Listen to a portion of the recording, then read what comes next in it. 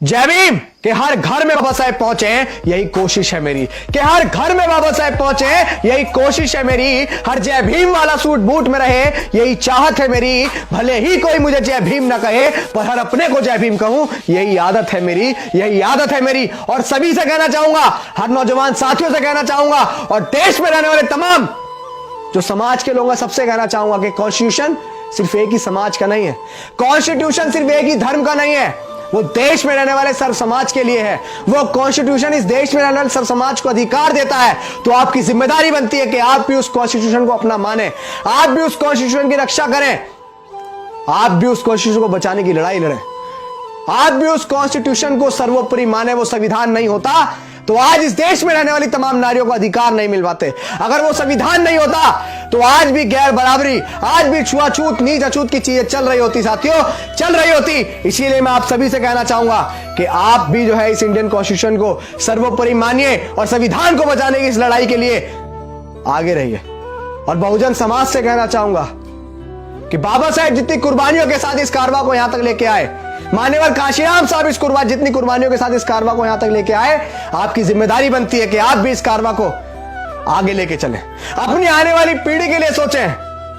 बाबा साहेब का सपना था कि मेरा समाज सूट बूट में रहे, मेरा समाज भी बहुत अच्छी अच्छी नौकरियां करे, मेरा समाज भी एक ऐसे लेवल पे पहुंचे जहां उसे कभी नहीं पहुंचने दिया गया। ये बाबा साहेब का सपना था। लेकिन आज बाबा साहेब का सपना पूरा नहीं हो रहा। बाबा साहेब कह के गए कि 21वीं सदी बहुजनों की है।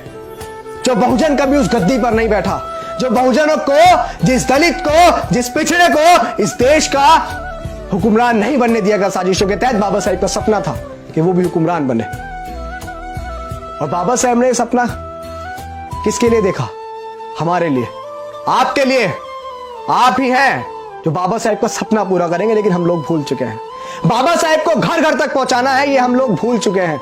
हम लोग भूल चुके हैं कि बाबा साहेब ने कितनी कुर्बानियां देकर ये संविधान, ये कॉन्स्टिट्यूशन, ये हमारे इतने सारे अधिकार, मौलिक अधिकार, ये लोकतंत्र कितनी मुश्किलों के साथ, कितनी कुर्बानियों के साथ इस भारत में स्थापित किया। बाबा साहेब भारत रत्न ही नहीं, विश्व रत्न थे।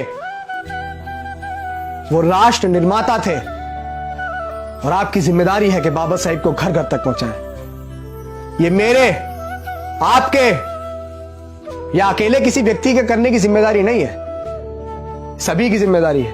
बाबा साहेब किसी एक जाति के नेता नहीं थे, बाबा साहेब किसी एक धर्म के नेता नहीं थे, बाबा साहेब सर्व समाज के नेता थे। क्योंकि बाबा साहेब ने हमेशा समानता के लिए काम किया, बाबा साहेब ने हमेशा एकता के लिए काम किया। मेरी बात अगर कुछ समझ आई हो तो गहराई से सोचिएगा, इस पर विचार कीजिएगा कि मैं क्या कह रहा हूं।